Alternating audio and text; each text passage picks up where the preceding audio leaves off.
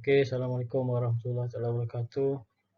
Okey, topik pada slide hari ini adalah sistem elektronik.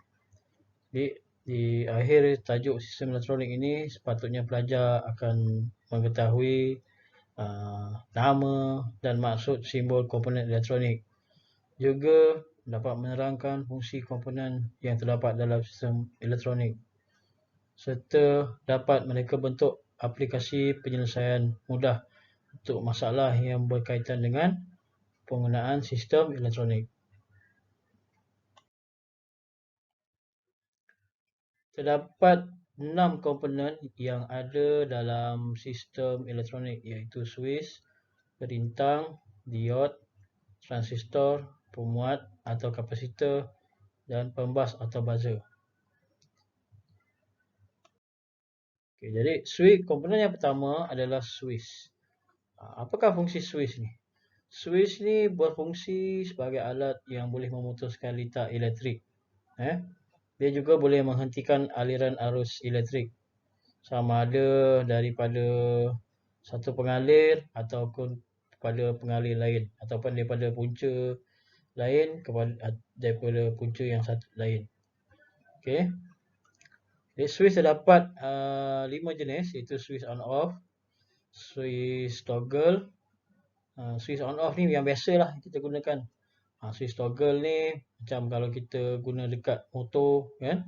Okay, kemudian switch micro ni atau lebih dikenali sebagai limit switch, switch pisau, ini kita gunakan dalam mal sign. Dan juga yang ini switch putar. Switch putar ni macam kalau kita gunakan dekat kipas Juga perintah bularas ni digunakan untuk mengawal kelajuan motor.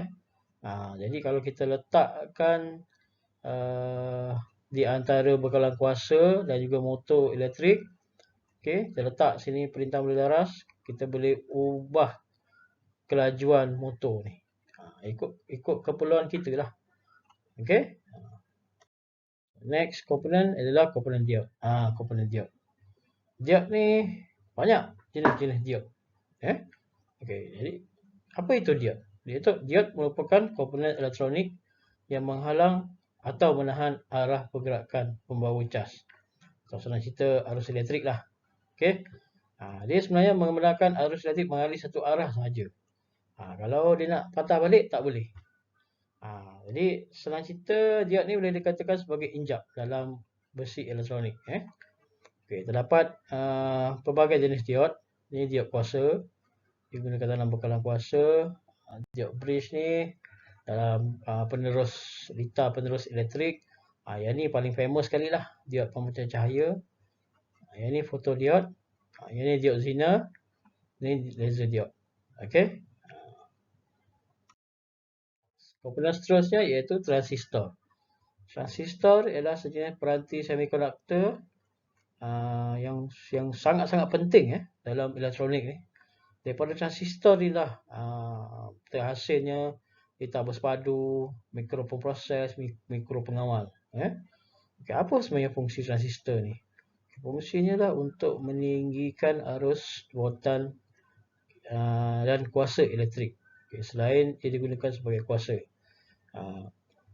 Kenapa dia kata dapat meninggi voltan, arus dan kuasa? Sebab dalam power amplifier, audio power amplifier, banyak guna transistor ni.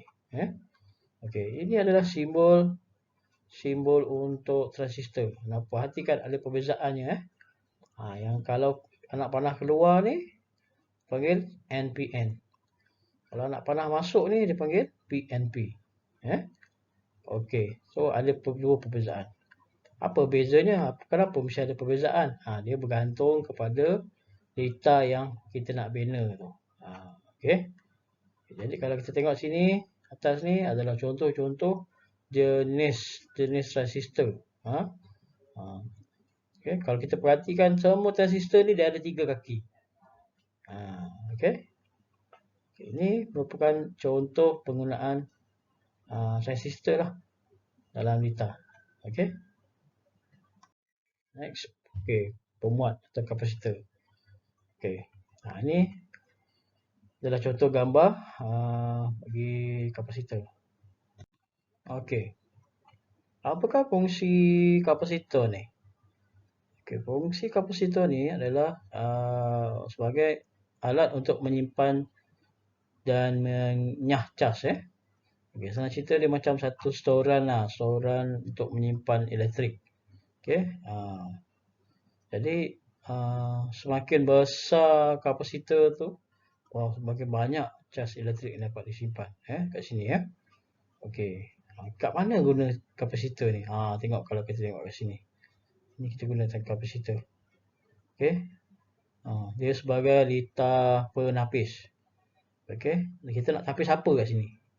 Sebenarnya kita nak tapis bentuk arus elektrik yang keluar daripada litar. Daripada bekalan elektrik yang sampai ke rumah kita. Arus elektrik, kekuatan elektrik yang masuk rumah kita ni, dia adalah arus ulang alik. Okey, dalam bentuk arus ulang alik. Okey.